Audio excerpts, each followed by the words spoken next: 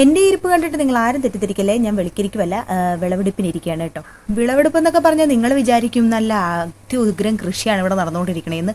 ഒന്നുമില്ല, ആകെപ്പാടത് ഈ ഒരു വഴുതന തയ്യുണ്ട്, അതിൻ്റെ അപ്പുറത്തൊരു പച്ചമുളക് തയ്യുണ്ട്.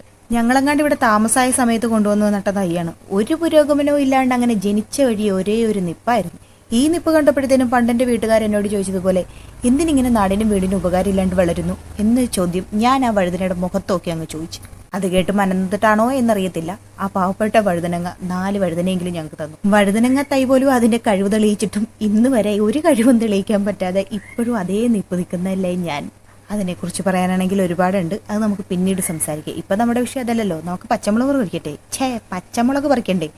അപ്പോൾ ഒരു 3-4 പച്ചമുളക് അതിൻ്റെ അകത്തുണ്ടായിരുന്നുള്ളൂ കേട്ടോ. ഉള്ളതായിക്കോട്ടെ നേരത്ത് അതും അവിടെ കുത്തിയിരുന്ന് പറിച്ചെടുത്തു. ഇതിനിടയ്ക്ക് മറ്റേ ലൈറ്റിന്റെ മുന്നിൽ ഈയാമ്പറ്റ വരുന്നത് പോലെ എൻ്റെ മകന്റെ ഫിഗർ ഷോ നിങ്ങൾ ആരും ശ്രദ്ധിക്കാതെ പോകരുതേ. അതിനോടൊപ്പം തന്നെ ഇതേ കണ്ടില്ലേ, നല്ല സുന്ദരികളായിട്ടുള്ള പൂക്കളൊക്കെ വിരിഞ്ഞിപ്പുണ്ട്. അപ്പുറത്തെ സൈഡ് വേറെ ഉണ്ട് കേട്ടോ, അതിൻ്റെ വീഡിയോ എടുക്കാൻ മറന്നുപോയി.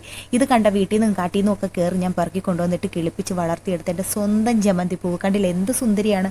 അവളെ വായി നോക്കിയതേ തൊട്ടരികിലൊരു കോഴിവാലനും. ഞാൻ ഇതിനെയൊക്കെ അങ്ങ് പരിപാലിക്കുന്നത് കണ്ടിട്ട് എൻ്റെ കെട്ടിയോൻ പറയാ, ഈ കണ്ട പൂവും പുഷ്പമൊന്നും വെച്ച് പിടിപ്പിച്ചിട്ടൊന്നും പ്രത്യേകിച്ച് കാര്യമൊന്നുമില്ല, ആ നേരത്തെ വല്ല പച്ചക്കറിയും വെച്ച് പിടിപ്പിക്കുക, അതുകൊണ്ടേ വലിയ പ്രയോജനമുള്ളൂ എന്ന്. അതൊക്കെ ശരി തന്നെയാണ്, പക്ഷെ മെനക്കെടാൻ എനിക്ക് വയ്യ.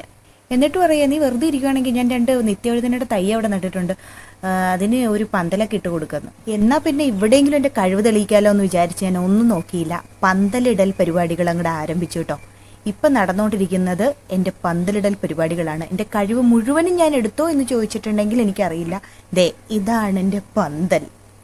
ഇതിൽ വേണം ആ പാവപ്പെട്ട നിത്യവഴുതനങ്ങ പിടിച്ചു വളരാനായിട്ട്. അപ്പം എൻ്റെ ഈ പന്തലിൻ്റെ കോലം കണ്ടിട്ട് ഇനി വൈകുന്നേരം എൻ്റെ കെട്ടിയോൻ വന്നത് കണ്ടതിന് ശേഷം എനിക്ക് വേണ്ടി മുറ്റത്ത് വേറെ പന്തലിടുമോ എന്നുള്ളതിനെക്കുറിച്ച് എനിക്ക് നല്ല ആശങ്കയുണ്ട്. എനിവേ, മറ്റൊന്നും സംഭവിച്ചില്ല എന്നുണ്ടെങ്കിൽ അടുത്ത വീഡിയോയിൽ കാണാം. ഇത് നിങ്ങളുടെ സ്വന്തം അഖില മനു.